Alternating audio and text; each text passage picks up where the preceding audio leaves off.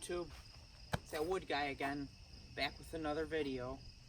Hope everybody's been enjoying the previous videos. Today's going to be kind of like a tour day. I'm going to take a walk around the lot, and I can explain some more in detail and show everybody each station and kind of how it works. So I hope everybody enjoys that. Alright, well, so first and foremost, bear with me on my, speaking in the videos. Now that I've introduced that, I hope Joe is appreciating it over in Joe's Premium Firewood videos. We love your videos, Joe. So here I am. I'm going to be explaining some more in detail. And the first station here is our manual splitting station. And from yesterday's video, this is the splitter that I told you about. It was my first log splitter that I purchased. And it's still on the job today. And the second one in the background was another one that I purchased years later on. It's got a flat outfeed tray, and it's just a single wedge. It was a four-way at one point, but the four-way wings kind of broke off after just years and years of splitting. And I think the splitter has a lot more power than the wedge design of itself, and it started to kind of tear things when you get into a knotty piece. So it's been a really good splitter. It runs by a Honda 11 horse, and this conveyor here is another piece that I purchased years down the line in my firewood business. It's I think it was used for some sort of produce conveyor, and it was modified with to be a firewood conveyor. This framing here was, you can see it was bolted on and kind of elaborated, because I think it was more of a flat running conveyor than the the pitch that it is now. But it's super heavy duty, super industrial. The black splitter kind of flows right up to it level and goes right up in the conveyor, and I can park the trailer underneath it and load up wood that way when I run into any of the pieces that I'm chunking out of good logs for the processor. So it works really nice for that. And the vertical log splitter here works really nice for when you have bigger rounds. I can just scoot them up to the side of it rather than trying to lift them up on a horizontal feed like that. So works really nice. The second station is my firewood bundling station, and here I think you may have seen the previous videos where some of the wood was split down super small, and this here serves for my firewood bundles. Which are underneath this tarp here. I can break them out and kind of show more of an example of what they're like. So they're wrapped up, small little packages, and they go to the campgrounds. And really busy with them during the summertime. There's the bundler. You can see the pieces go right in that little tray there, and the wrap kind of wraps around it and makes a bundle. And I'd like to do a video on that. You guys can see how I make the bundles and how we deliver them to the campground. So stay tuned for that. Really important members here of the family. This is Faith. She's my German Shepherd, and she sticks by my side out in the firewood lot. You'll see her all about in firewood videos, and she likes to say hi, Faith. And over here is Abby. She's the matriarch, and she does the same thing. She keeps an eye on everything and making sure everything's okay. That's the dump trailer, which I know you've seen in a couple previous videos. I can do a little more of a tour on that in more detail. And we bring a lot of our excess scrap over here and have a fire going pretty much all the time we're out here working. You can see a fire out here right now. Dad keeps a good job of keeping the fire going. So it's kind of nice to have the smell of a wood burning fire out here when you're working with firewood. And I'm sure people are probably wondering, oh no, don't burn that good wood. I'll take it for my home. I'm going to do a little panorama here. You can see all my logs, how they're stacked. They're not segregated by species yet. I have a lot of ash right now because of the ash beetle.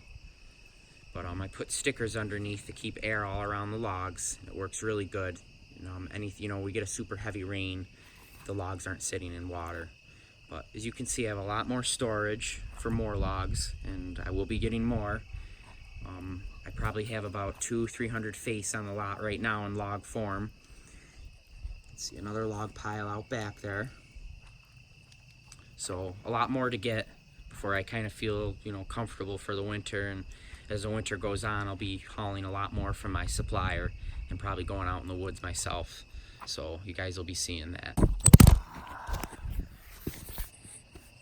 and that's how you drop your phone. So I hope it's not just a repetitive, you know, walk around, but you guys have seen in the previous videos, you know, the way I store the wood and the amount of wood that's stored out here. So it's super convenient to come up with the Bobcat and grab it with the forks because it's not directly on the ground.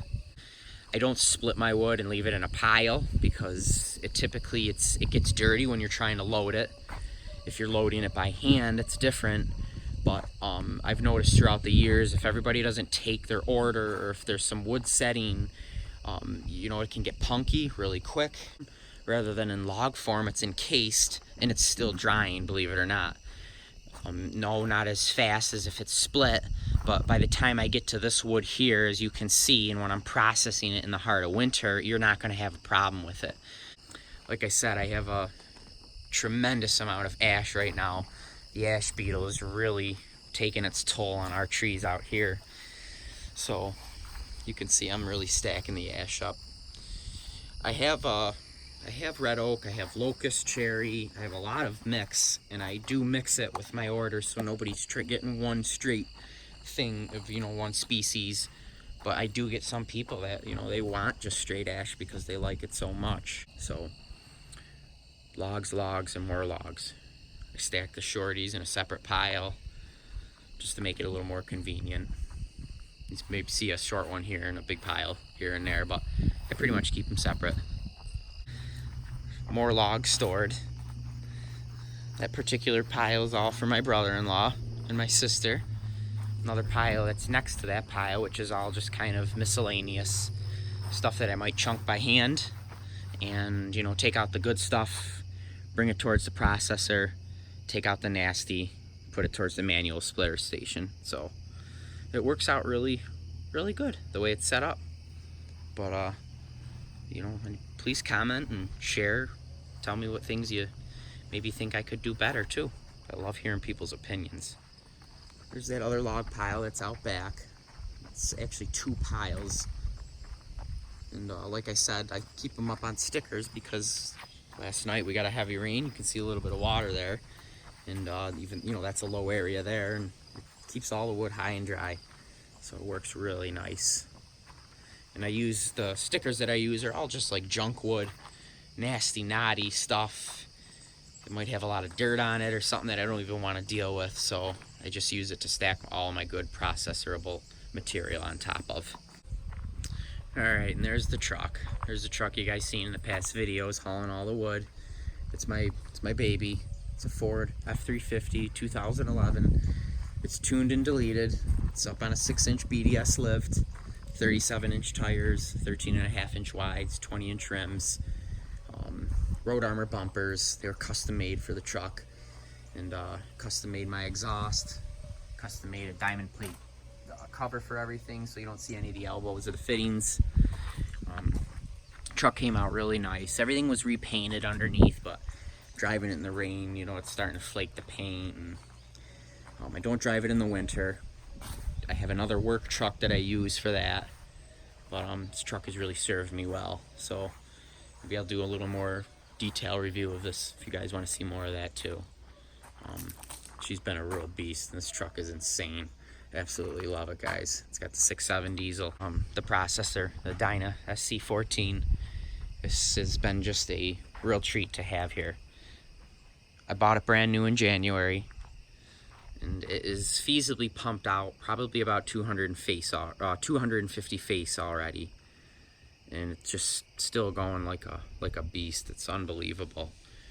The time too, it's just crazy. From log to split wood into the trailer, there's just nothing like it, and it's hard to justify that jump when when you're getting into that kind of career. But if you're getting in that kind of career and you're going that far, it has to be done. You have to make that next step if you want to continue to grow your business. This is a really well made machine for the money. Things are greasable where they move. Things unbolt where they wear, so when things need to be replaced, it's easy. We like seeing that kind of stuff, so stay tuned and kind of do a little more in-depth review of this monster. So my woodlot sits next to my house. I literally walk outside the door, walk out here, bloop, bloop, bloop, bloop. I'm working. I've worked very hard to get to this point, and it served me very well. So make sure you guys stay tuned. I'll take you in the woods, show you how I cut trees. I cut trees down, bucking, chucking, all that fun stuff. We'll get more footage. I know Joe's Premium Firewood would like. Joe, I hope you watch this video. Love your videos. And Back 40 Firewood, you guys are you're doing great. Brady West, you guys are doing great. What a great operation you guys have as well. And I think the little firewood community is cool. We each got our own YouTube page going, so there's my shout outs for you guys and anybody new who's been asking questions. I think Joe Osborne. Joe, I'm sorry if I pronounced your last name wrong. I appreciate all the questions and the likes and the feedback, so please keep it coming, and I hope to share more and tell me what you guys want to see. So hope to catch you guys in the next video. Take care for now. See ya. Every day lasts forever.